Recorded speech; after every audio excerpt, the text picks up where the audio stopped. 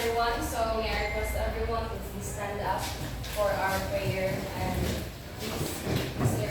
Alaban, please.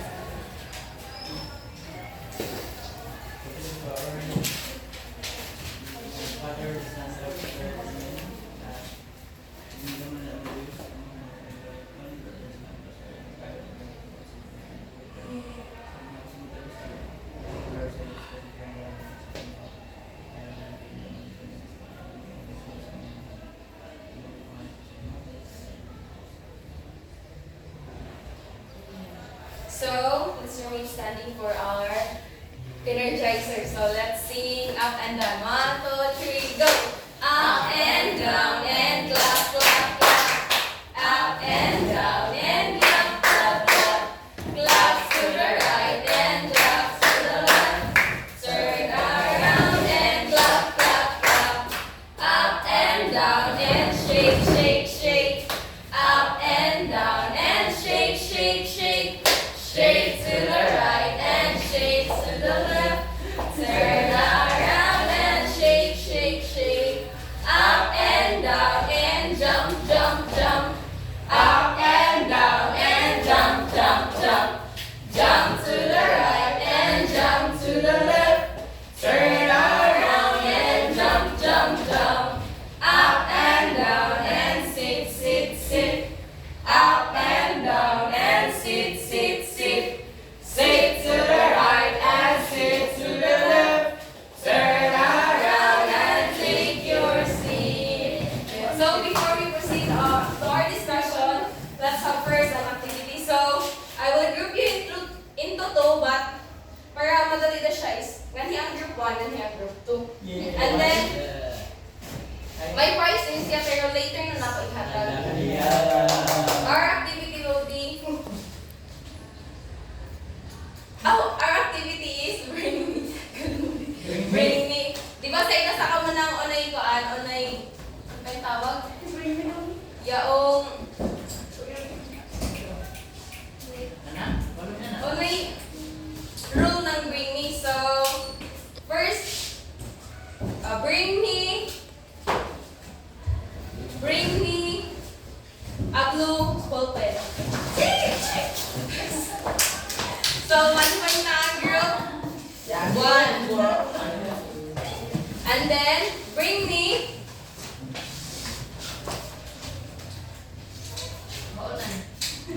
a picture of yours. Buwan na group to. Okay. 1 to 5 dahil siya. Bring me a watch. Group 2. Bring me a letter A. Letter A.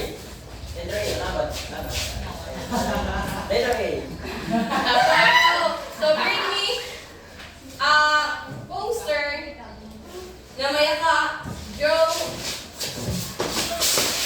na hayop. Hayop, yung animal. Poster or any drawing na may animal. Pero sa lalong dyan.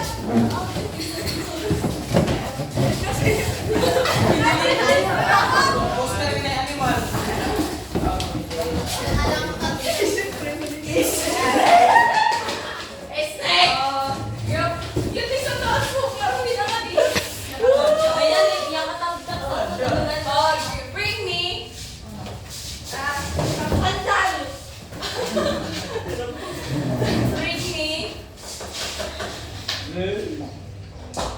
a notebook that is color yellow.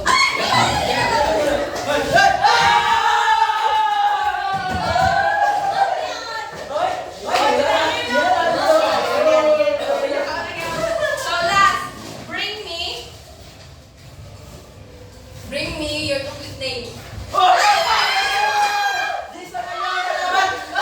so the winner is group 2. So let's proceed to our discussion. So our discussion, participations, everyone. So our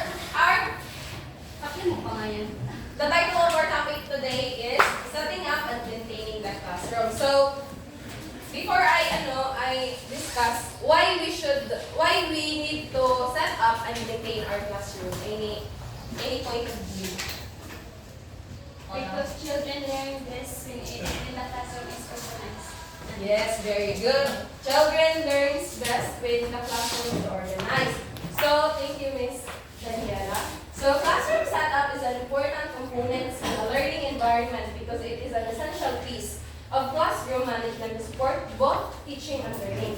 The physical atmosphere of the classroom can help prevent behavior issues as well as promote and improve learning. So, ang classroom setup is kuagad siya, important component siya sa both children of teacher. Kaya di ba, if ang room is dili siya organized, dili, ang mga bata is dili sila halos maka-learn kaya nila da, murag, ang ako na is, maglatagaw bitaw, dili, ma-distract sila because of the environment na kapalibot sa ila. And also, ang classroom is the physical foundation where students learn. So, we should organize, ato himuon na ang ato classroom is positive, organized, and engaging. Mahimo siya ng engaging environment para that supports learning of a children. Para na sabihan sa kaayuhan ng children o para na sabihan sa kaayuhan ng teacher. Kaya di ba, if ang room is dili siya well set up o well maintained, murag yagaw si murag lang talang iya guidelines na ginasunod para masundot ng bata. And then setting up the classroom may dabayaon setting up the classroom. So layout and design. So layout and design yung himutan. Furniture arrangement, visibility, traffic flow, and learning zones. So sa furniture arrangement, di ba as a teacher, ato gid, like for example sa ila mga desk o sa ila armchair, yaon na sa ato, it depends sa ato kung ano nato na plastada, if ingani ba na style or paroba, yung payo bitaw. Payo kay di ba makabantay ka mo most kindergarten ang ila style ng ila mga bangko is palaong payo. Ang iba na isa kay oo. Kay para dili siya libog o para sa makita mo dahil dali ang imong student. So sa visibility, dapat ato i-ensure na, like for example, di ba dili tanan bata tagas, dili tanan bata kubo. So kinahanglan ato sila classroom para makita nila dali ang, like for example, yan sila na makita nila dali ang board o ang TV. Kaya di ba ang ibang sub ng kindergarten kung mag-use na sila ng technology para sa mga bata. So kinahanglan visible sa mata ng bata na makita nila kung ano i-teach ng teacher and his friend. Gets? And then sa traffic flow. Sa traffic flow, nganhi, like, ato i-ensure na may enough space ang bata para sa pag-move bitaw. Like, hagkaina, hawag yung space, di pagkuhan, pagdagandagan, dili magkabanggaan. How to be sa kindergarten, kaya di ba mga bata sa primary kay sagahi sila magdagandagan, magdinog-dinog, isa lang na, dili na magdinog, dili na magduwa. Pero ang mga bata kay disqualified sila, marag curious sila naman, magpanapano sila, marag hilig sila, mag-room around, bisag waray kapuslanan. Pero as a bata, kinahanglan natin sila sa tutod kay yan sila nga na stage. So, sa learning zones. So, sa learning zones, di ba as a, yaon, kindergarten teacher, makabantay ka mo sa room niya ay stationary na, like for example, sa play, tapos sa playing area nga so like may lateral mini library. So nga na as a teacher, kinahanglan nato classroom na ato learning zones para for example ang bata gusto niyo mag-read. Tapos itibok mo ang mini library sa playing area. So ano yung mahitabo? Di ba chaos tapos ma-distract ang bata. Like for example, si Mr. Romano gusto niya mag-read. Tapos ano mo mini library at sa playing area. Tapos may gaduwa si Miss Justin. So, ang kuwan niya, ang kalabasan usahay, mag-away sila kay mula si kuwan, mula kibali si Mr. Romano, pahirip ko man gigawa sa ako, mula dahil si Justin, gaduwa ako. So, may tendency na magka-kuwan ng gubot. So, sa classroom decor. So, kinahanglan na ito, dekoritan ang asa classroom. Kaya syempre, if ang bata sa kimerag, attractive sila sa design, sa colorful environment na kapalibot sa ilang. And also, ang classroom decor is maka-help sa bata para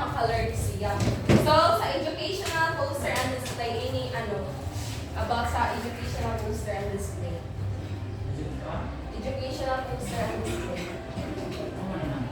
Yan.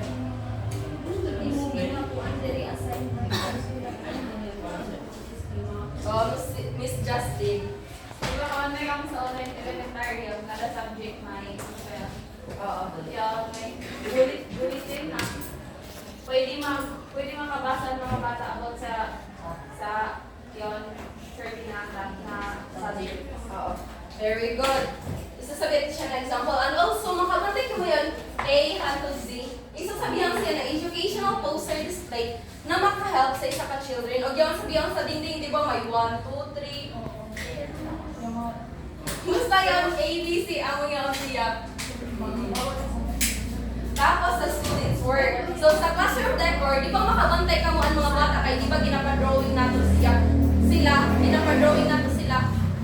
If ever mahimo kita ng future teacher, di ba? Ginapadrawing nato sila. Atin mo na ang ilang artwork is ma-display nato sa students' work na makita nila na para bitaw maindan niyo sila na mag-drawing pa para improve pa ang ila drawing. Like for example, yaoy bulletin board na tanan niyo ang is drawing tagay ng mga bata. Gets niyo? Okay, sa interactive bulletin boards, ngayon mabutang yan. For example, bulletin boards, gihapon yan na siya na pwede nila nga ito ibutang ang ila isulat ang ila thoughts. Like for example, happy sila. Oh, I'm happy. Ila din ano ba yung tawag? Or, kuhaan sa yung box, suggestion box, sa tagang butangan sila ng suggestion box para ibutang nila. Teacher, dapat sa sunod ingani o ibutang nila nga to para sa may ila freedom na i-express ang ila feelings. Gets? Yes. And then sa resources and supplies. So, as a teacher, kinahanglan na to may resources and supply. Dili kita magsalig kung unay dayaon. Kinahanglan mahimo kita ng resourceful. And then, organized storage. So, manhim, ang nasabihin siya ng sa learning zones. Pero sa organized storage, lagi pare-pareha na sila na kinahanglan like for example, di ba, for example sa mini library, may mga libro, di ba klase-klase ang mga books kaya sa alamat, kaya for example, babasa, kinahanglan i-organize yan sila para pag matagibalik sila sa mini library, dili sila maglisod pag-pick kung unoy, dili na sila maghanap-hanap kung unang na libro ang may alamat. For example, ganit, may alamat or may drawing na di na sila mag-research para di na sila maglibog maghanap-hanap, di na ma-consume ang ilang time para maghanap-hanap ng itong ilang gusto na basahon. Kailangan i-organize din siya. So, sa technology integration, sa what I've said, di ba may mga TV na ang iba na kuan, tapos ang iba isa may tablet na. So, as a teacher, dapat responsible kita na mu-watch sa ating mga students para dili sa mahimo na yan magpasobrahan dito sila sa technology. Dapat kuan yaon if kuan ang galing ng technology, dapat may oras na, may limit, may oras. Tapos if magkuan sila ng tablet, di ba iba may tablet na dapat may apps na yaon sa tablet na ila ma-access. Yes, kay para dili kay basig, wa kita kabantay yung iba ang bata ba iba na mag-switch ng mga binulas dun sa kuan dito, tapos yaoy ko maapektuhan diha pa ng bata, maapektuhan sa teacher kay syempre as a teacher kita ang isa na responsible sa ato. Kung unin mo ng bata, accountable kita. So sa supplies, makabantay ka mo di ba as a teachers kay dapat kuan sa una makabantay ako if waray kibali papel kibali na mo, tapos teacher way amo papel, ang teacher maghatag sa amo ng papel or lapis. So as a teacher, kinahanglan gyud may supplies. Pero sa kuan sa di ba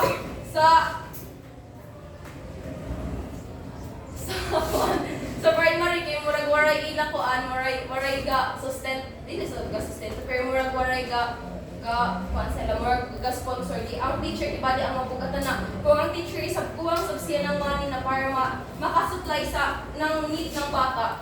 Syempre way gihapon niya mahimo. So kinahanglan sa sunod teachers mahimo kita na kuan manghanap kita ng ato kagaulan para sa ating mga bata.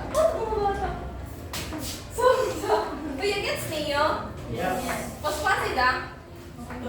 So classroom rule and expectations. So rules, poster, and consequences and rewards. So sa rules, poster, kinahanglan, like for example, hot ng init, clean as you go. Tapos yung be quiet, di ba pwede lang siya ipilit be quiet, tapos how yun, labi na pag yan, sa reading, kibalik, sa playing time, yung kibalik nga to, kuhan, yung kibalik nga to rules na yung kabutang na dapat diligubo ng, pero ka English sa siya, dapat diligubo ng duwaan. Di ba yung ano, tapos natin kibalik sa, kuhan, sa mini library, dapat dilikisiyo ng kuhan libro. Yung nga na yung siya.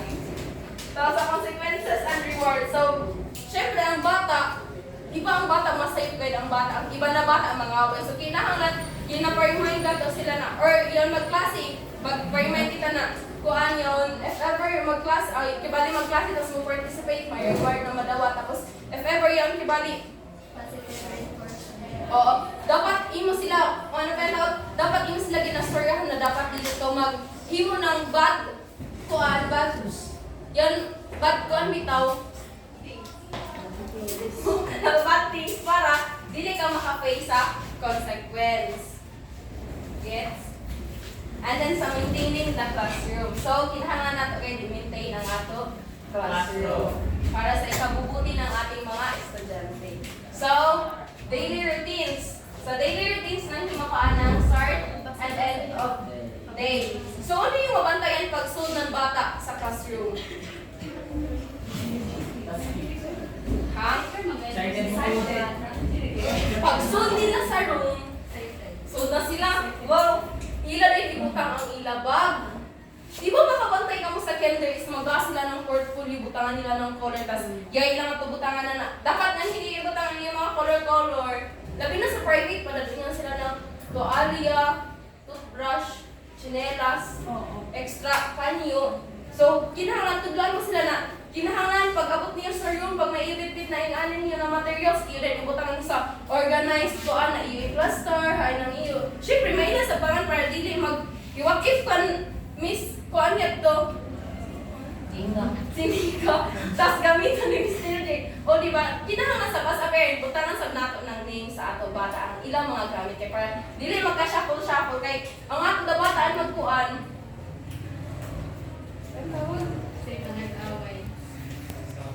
Mag-soccer. And then sa procedures.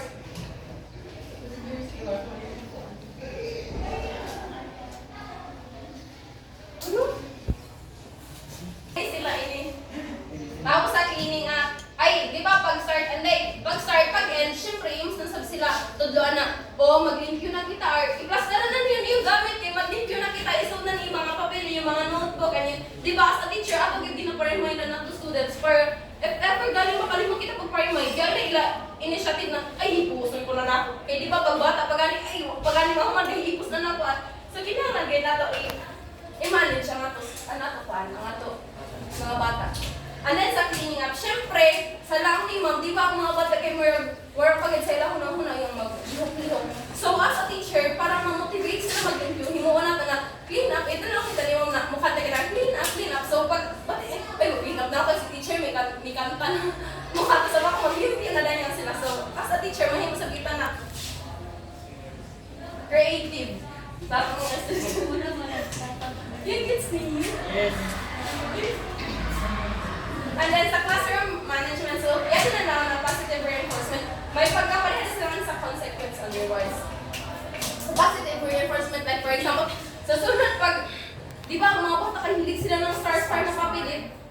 Or yung star na sticker. Sa sunod, ang first mabot, may star di makabuo. So ang bata na maghanap na sila. Pag kasi nung 5 kabuk estudyante, ganda-ganda na sila. Kaya syempre may ilang star. So, ingana yun. Sa kinahanglan, and then sa conflict resolution.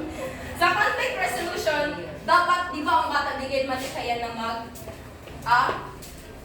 why mag-awat. So as a teacher, kinahanglan bigay mo, if may mag-awat mo na student, hindi mo lang pa kampihan ng isa, ang isa dili. So kinahanglan mo kita na unbiased sa atong mga student.